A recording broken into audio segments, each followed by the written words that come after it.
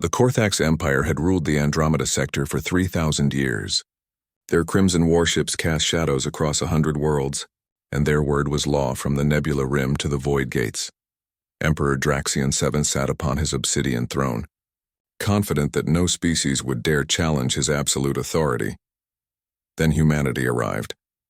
Ambassador Sarah Chen stepped off the diplomatic shuttle onto the polished floors of the Imperial Palace. Her simple blue suit a stark contrast to the ornate armor of the Korthax guards. She carried no weapons, only a data slate containing Earth's proposal for peaceful trade and cultural exchange. "Your Majesty," she said, bowing respectfully, "the United Earth Coalition sends greetings and hopes for a prosperous relationship between our peoples." Emperor Draxion's 4 eyes narrowed as he examined the human. So small, so fragile, so utterly insignificant. The species had barely achieved faster-than-light travel, their ships primitive compared to Korthax dreadnoughts. "Humans," Draxion's voice rumbled through the throne room. "You come before the Empire with empty hands and expect friendship? You will submit to Imperial rule or you will be crushed." Sarah's expression remained calm. "We seek neither submission nor conflict, Your Majesty. We ask only for mutual respect and open dialogue." The Emperor's laughter echoed off the vaulted ceiling. His advisors joined in, their mocking sounds filling the chamber. Respect? From these newcomers who didn't even understand the natural order of the galaxy? "Take this creature to the execution platform," Draxion commanded. "Let her death serve as a message to her people. The Empire does not negotiate with inferiors." Sarah's last words, broadcast across Imperial channels before the blade fell, were simple. "You have made a terrible mistake." The Korthax dismissed it as the desperate plea of a dying primitive. They had no idea those 6 words would echo through history as the beginning of their end. 48 hours after Ambassador Chen's execution, the Imperial communication network went dark. Every relay station, every satellite, every quantum link all severed simultaneously. The Korthax had never seen anything like it. Then the human fleet arrived. They didn't emerge from hyperspace like normal ships. They simply appeared, as if they'd been waiting just beyond the veil of reality itself. 200 vessels, sleek and silent, surrounded the Imperial throne world of Korthax Prime. Admiral Marcus Webb's face appeared on every screen across the planet. His voice was cold, measured, and absolutely devoid of mercy. "People of the Korthax Empire, your ruler murdered an unarmed diplomat who came in peace. Ambassador Sarah Chen was a mother, a scientist, and a believer in the fundamental dignity of all sentient beings. She offered you friendship. You answered with violence." The Imperial Defense Fleet scrambled, launching everything they had. Draxion watched from his palace as his mighty warships engaged the human vessels. The battle lasted 17 minutes. Human ships moved like nothing the Korthax had ever encountered. They phased through solid matter, teleported across impossible distances, and fired weapons that seemed to bend the laws of physics. Every Imperial shot missed.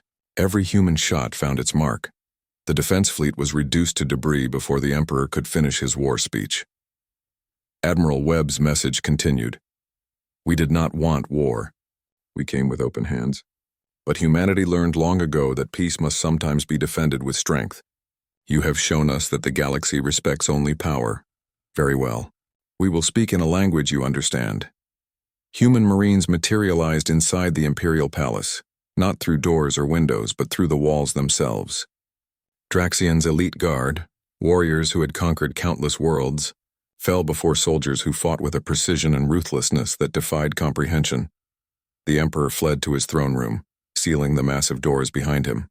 It didn't matter. A human strike team simply appeared in the chamber, their quantum displacement technology making barriers meaningless.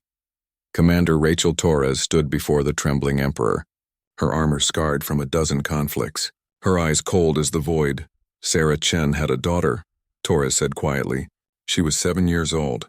She asked me to tell you something before we left Earth." Draxion fell to his knees. "Please, I beg you.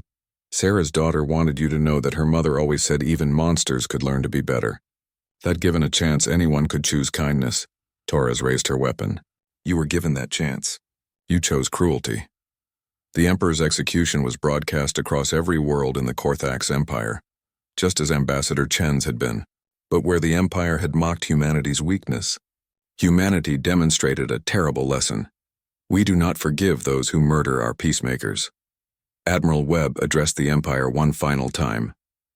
Let this be known across the stars. Humanity will always extend a hand in friendship first, but harm our diplomats, those who come in peace, and we will bring war unlike anything you have ever known. We remember our dead. We avenge our innocence, and we will never ever forgive those who mistake mercy for weakness. The Korthax Empire collapsed within a month, not because humanity conquered it, but because 1,000 subjugated species rose up once they realized their oppressors could bleed. Humanity installed no governors, claimed no territory, demanded no tribute. They simply left, returning to their corner of the galaxy. But the message spread. Humans were not prey. They were not weak. They were a species that valued peace so highly that they would wage absolute war to defend it. And across the galaxy, every civilization that heard the story made the same decision. When human diplomats arrived, they would be welcomed, protected, and heard. Because everyone now understood the iron law humanity had written in the stars: execute our peacemakers, and we will execute your world.